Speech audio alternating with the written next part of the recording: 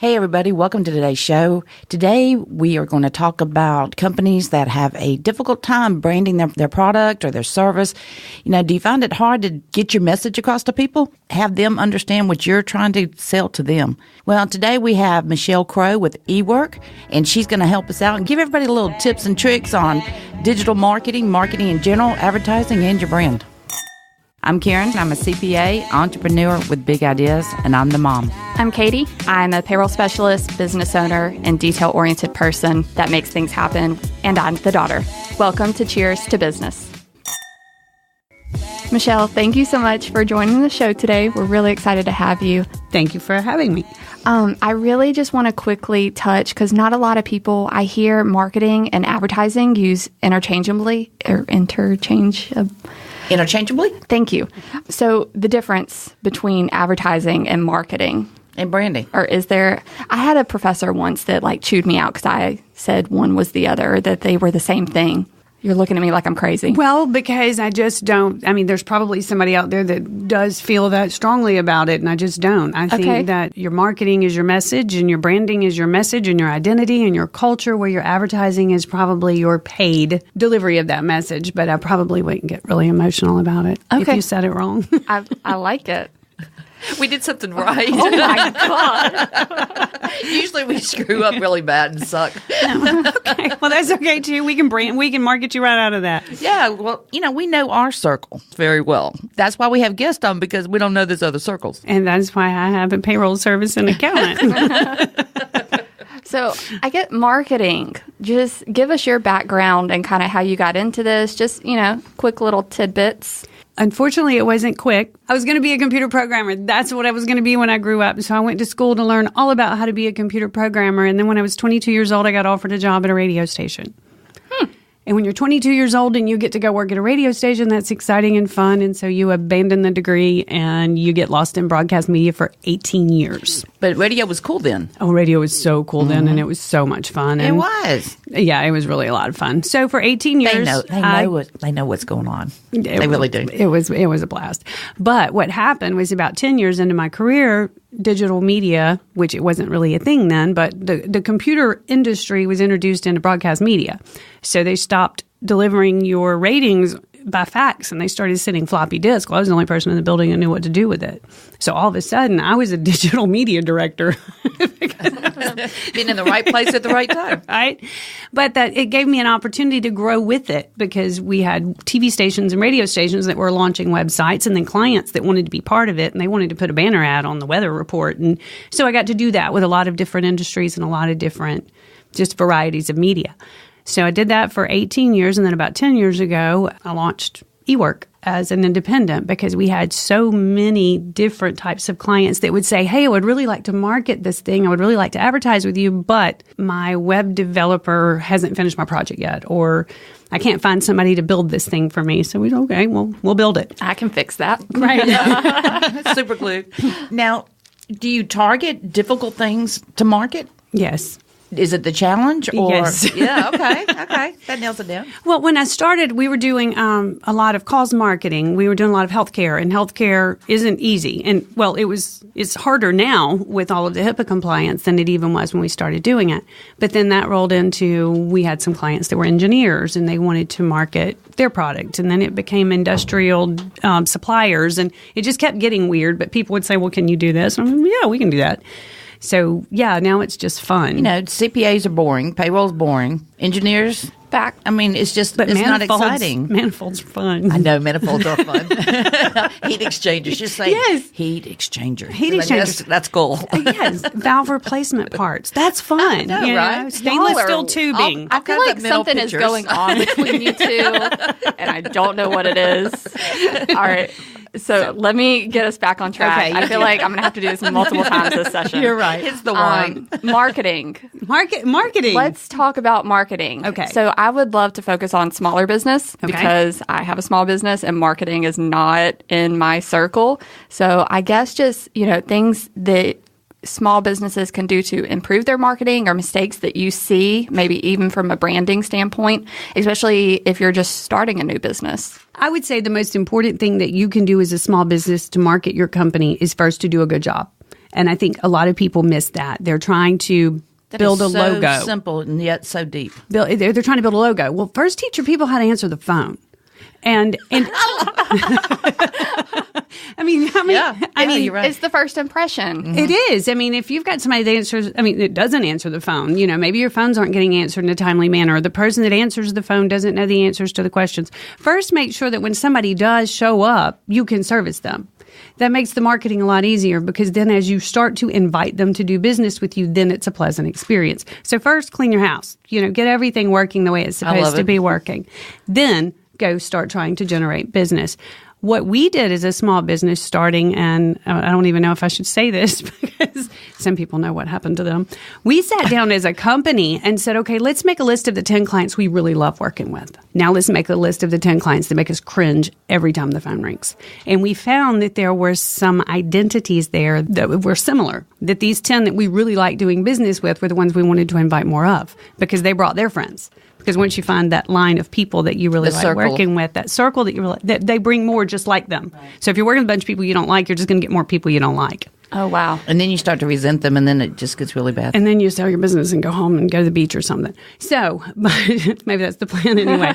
But I think that then you decide who that is that you really find to be profitable, that you find that respects you as a business, that respects your abilities and your professionalism, and then go find more. That where are they? And I think that's something else. People think that I've got to do print, or I've got to do email marketing, or I've got to do social media. Well, first figure out who your people are and where are they.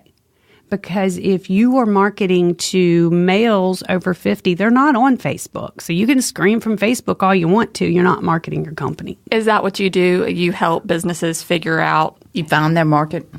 Find out where their people are, and then communicate with them, right. Then talk to them. I mean, LinkedIn is social media for grown-ups with jobs. I have such a love-hate relationship with LinkedIn. I love LinkedIn. Well, and it depends on your consumer. I mean, and when you get on LinkedIn, take off the photos of you holding a fish or you with your pet. That doesn't belong there. It's not the right platform. It's not. Know don't your platform. Do that. It's just business. It is only business, and nobody wants to know what you had for lunch. Don't do that there. It's business. But if you are a boutique, you need to be on Instagram. Right. And you need to be on Snapchat, and you need to go where your consumer is. And that's what we try to help people do. It's not a blanket marketing plan. It's what are you selling, who are you selling it to, and where are they? And to me, that's marketing. All right. I don't even know what to ask now. I know my brain's just going 90 to nothing. You need to go. You got to go work on your marketing plan. I need to go work on my marketing. Yeah. Who's our people? And who do you really like working with? I mean, and sometimes. And what people do is, and I'm guilty. I've got people that have been with me for years because I was so hungry, really hungry, Roman noodle kind of hungry, and you can only eat so many hot dogs. You know what I mean? Right. So you take whatever's coming and you're trying to grab just to make it grow. That you're really hurting your business more in the long run. That if you can just eat more Roman noodles for a little while, until you can afford to go to Ruth's Chris every once in a while. Well, and not undervaluing yourself in the process. I've done it. I have so undervalued. I think we do by nature. But, if somebody's going to complain about you giving value and they're going to argue about $50, you need to be talking to somebody else. They need to go. Yeah. Drop the mic. And we've already determined that generally if you just raise the rate to what you're worth, the people that don't find value in you will excuse themselves. And I try to find them other places to go. If they really do, they do have a good product, they do have a good plan, they really do need help, but we're really not the person to help them. I'll try to find someone to help them. I won't just put them out. Yeah. Like a pasture. You got to go. Bunch of cows. Put them out the pasture. But it's hard. You don't want to hurt feelings. You don't want your feelings hurt. But you really got to take the personal side out of it. And then that's hard to do. It is sometimes. It's hard to not. Because you see that they have an opportunity and you see that they could be something big and you're going to help them do it. Well, I can't help people grow a business. I can't be more passionate about your business than you are. Right. If you're not passionate enough to let me help you do this, then I cannot help you. Do you find that people ask you how you think you should do your job for them, and then they try to tell you totally different? Yes. Yes. Yes. No, it does happen. We have one client that he taught me a big lesson.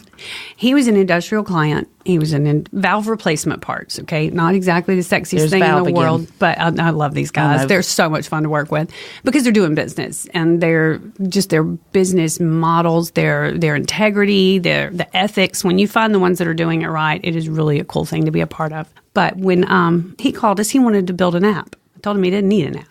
You don't need an app. And he's like, no, I really do. I want an app. And he always calls me Miss Michelle. Miss Michelle, I really want an app. So then his accounting person called me and said, Michelle, he wants an app. And I said, I know, but he doesn't need one. He said, yeah, but he wants one. So either you sell him one or somebody else is going to come in here and take advantage of him and sell him one. So sell him an app. I was like, okay, fine. So I went in and said, what do you want this app to do? Well, as he started explaining it to me, I was like, my God, he needs an app. But I didn't understand enough about what he was going to do with it. And that taught me the lesson, okay, listen to them. Because he doesn't even know how an app works. Right. But he knew he needed one. And he didn't even know why he needed one. But, do you develop apps? Yes. Oh, cool. So when you were saying earlier, Yeah, I want to so build when an I was- app, I'm like, I didn't realize that. So what else do you do? Our center focus, you would say we're a web developer. I mean, if you just had to identify the business for tax purposes, we're a web developer. But what we found is these clients always need more. We've been known to build wall posters for industrial parts. We've been known to do videos. We do whatever the client needs done to Trade market shows their too, business, right? trade shows, and the trade show graphics. But then we go to the trade show. If I'm sending you to Houston to a technology conference and you're taking my material, I usually will go with it. I like that. Yeah, because I mean, they know stainless steel tube fittings. Right. I know marketing. So sometimes we need to all go together. You asked me a question. What do? We do everything that needs to be done to market a company. So we'll do the video, we'll do the photography, we'll do the development, we'll do the copywriting. We have a translator on staff because we do some work with some Spanish-speaking product. Not the products don't speak Spanish. We sell product in some Spanish-speaking markets. Graphic design, logo. I mean, it's all of the things that you would think. So do companies reach a point where they need you, or do you see it being new businesses or really existing businesses who've gotten to I don't want to say stuck. I'm just curious. My favorite are the ones that are in a state of growth when they've done everything they can do by themselves. Okay. When they've done everything that they know to do to take their business to it's as successful as it can be. And then they say, okay, we need some help. We need to take this to the next step. So those are my favorites because they're already fully committed. And they're ready. They're open to it. Right. And they know, and they've done it. They've done their own social media or they've tried to build their own website once and they get it. And then they're ready. They're ready for some professional assistance. So those are my favorites. But I don't think that there's a too small or too large business. It's more about what state of mind are you in. I like the commitment part. Knowing that they're committed. Yes. It's just important. It is. I mean, and like I said earlier, I can't be more committed to the growth of your business than you are. I mean, I need to know that you're committed to doing this thing. And it's not even a financial commitment as much as it is the passion that it takes to build a business. Well, you said it a while ago. Why do you want me to help you do something that you really don't care that much about? Right. And I've got clients. What's the point? They're so committed. I mean, we're talking at 4 o'clock in the morning. There are emails flying through. And then at 11 o'clock at night because we have time zone issues. So, I mean, but they're so excited about what they're doing and they're so excited about their growth. And it's so much It's contagious. Fun. It is. It really is contagious. It's fun to be a part of that.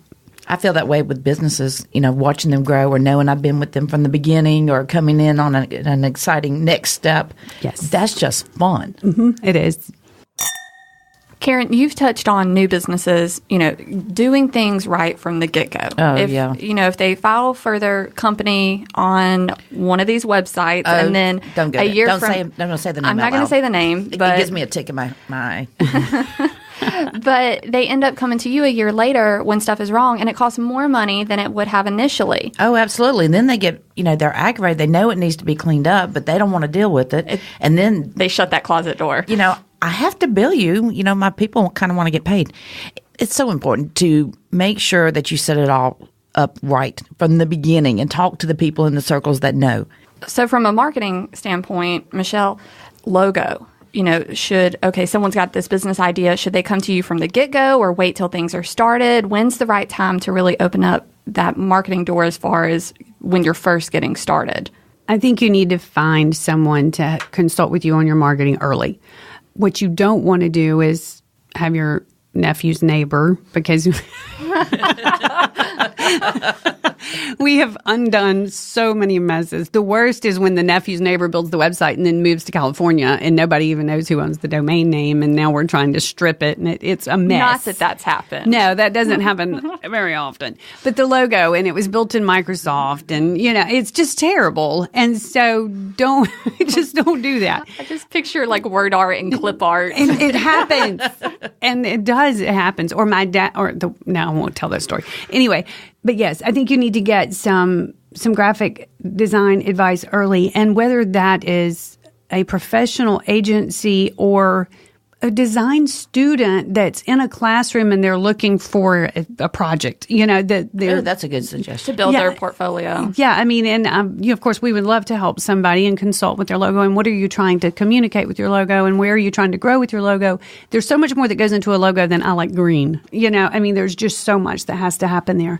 I love logos. I feel like they're underrated. I love looking at logos, and not a hobby, but there's those websites that you can play with logos. Johnny's really good. Oh, it's amazing. At logos. He's out of the room right now. Here he comes. Well, so we have to stop talking about him. One of the reasons I love your logo is it's all lowercase. I don't know why, but anyways. I like your business card. It's a circle. It is a circle. That's neat. Business cards are important too. That's a part of marketing. It is. I mean, when I hand somebody a business card, they always stop and look at it because it is a circle, and it also looks kind of like a beer coaster, which starts a different conversation. But when I ordered it, it was to be weird, because you hand somebody business cards and they stick it in their pocket or they stick it in their purse. Yeah. Well, mine, they have to take a second and decide what to do with it. And it does fit in the wallet, though. We did make sure it did fit, but they're not sure at first. But with the little E that's in the middle of it, when you first glance, I mean, you kind of do a double take because it's a circle anyway. But I think of the @ sign. And so you're all about the computer and the digital and all that. So think about your business card. Yeah. Think about your business card, and don't print it on that. People used to build their own logo and then build it on perforated business cards. And then you walk into a networking event and you're like, I'm a professional and you should do business with me. And you're like, well, it's not really what I'm seeing here. Build a nice logo. Go spend the $50 on a decent business card. Well, in these days, you don't even have to do the business card. I mean, you can share, you can. Do you think the business card will eventually go away? I don't know. I mean, I think that in some genres it will. I think that they're going to be. What are you going to put in the fishbowl to win the prize? You'll have an electronic check-in. You just scan your. How do you get? I have another app idea. Well, I have an app developer. What was the question? The question was, do you need a logo? Know. Yes. Do you need a professional business card? Yes. You don't have to spend $1 bazillion on these things. You don't have to spend your entire budget building a logo. But what you don't want to do is go order a logo, get a sign, wrap your car, and then a year from now say, okay, it's time to rebrand. Make it rain on the marketing game. Then you have to go rebrand. Might have gone a little overboard. Are we talking about that little green thing that runs around? We're talking about everything green, yes. Before we wrap this up with our, 3 key marketing takeaways, I want to talk about this wine that we're drinking today. Okay. Well, I'm not going to pronounce it. That's not my job. Oh, you can do that. That one's Karen. easy. We have another one. Thank you, Brooke, at the Donkey Market. It's a Pinot Noir. I like saying that. Pinot Noir. Pinot Noir. And the name is B-side. That's just a letter B. She felt sorry for me, didn't she? She did. So if you need any wine, check out Donkey Market. 2016.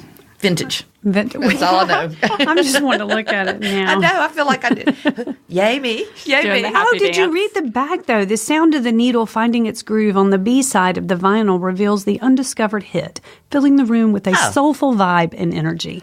B side. Drop the mic again. The marketing person would read the whole label. Thank you so much for coming on today's show. Can you think of any tips and tricks you could throw out there to help the listeners with their businesses? Okay, I can think of 3. Okay, first off, find your people. There are so many networking events in this city. There are so many opportunities to meet people. And when you find your people, that's tip 1, find your people. When you get there, don't start selling yourself when you walk in the door. Hi, I sell things. Yes. Hi, I sell things. We all know you sell things because you've been running around throwing your business card in my face since you walked in the door. How about you come in and find out what's going on? Find out what's going on in the area. Find out what's going on in the industry. Go listen to people speak when they're talking about things that interest you and interest you as a business owner. And then you have knowledge to take into a meeting, and then you become a resource that people want to buy things from. We always call it, you have to build the relationship. You do. You don't sell accounting. You don't sell tax returns. Nobody wants them. You don't sell payroll. It's about relationships. You have to build the relationships, but you have to be a valuable part of the relationship. One-sided relationships generally take therapy to get out of. This is not what we're trying to do here. So you've found your people, you've built your relationship, and then take that same energy and take it online. You found your people online. When you're talking on social media, there is an about me element to marketing yourself on social media, but there's also how can you be a resource to someone I think when you were talking about relocating, Cadie, and it's like, okay, where are you moving to? Who's around you? And I started kind of getting excited about how can we connect you to some other people that are down there instead of just, oh, you're moving? Would you like me to build you a sign? Don't do that. Love it. That would be my 3 takeaways. Be a valuable part of the conversation instead of just trying to sell something all the time. That's fantastic. Yep. So we'll see you at a networking event near us soon, right? I'm sure, especially if you bring some of this wine. I know. We had last week, I had a masseuse come in and give everybody 10 minutes in the chair. Where? At my office. A massage. A massage. No. I'm just correcting your sentence. Okay. Well, yeah, I need that. Okay. But my point is that we went to the donkey market. I had talked to Brooke ahead of time, and she hosted a wind down for us. But she has events all the time. Yes. She's great about updating her Facebook page. So just type in donkey, and that's DOMKE, not donkey. I think she should just go and buy that domain name and just redirect it, and then Donkey Market works. There you go. Yeah, if you want to learn how to throw it out on Facebook, contact Michelle Crowe at eWork. And we want to thank you so much for coming on the show today. Thank you for inviting me. It's been fun. Y'all, thank you so much for listening and being here with us today. I'm Karen. I'm Cadie. Please be sure to subscribe to Cheers to Business podcast on iTunes or anywhere else that you get your podcast. Visit our Facebook and be sure to give us a like. And if you have any questions or topics you'd like us to discuss, shoot us an email from the website cheerstobusiness.com.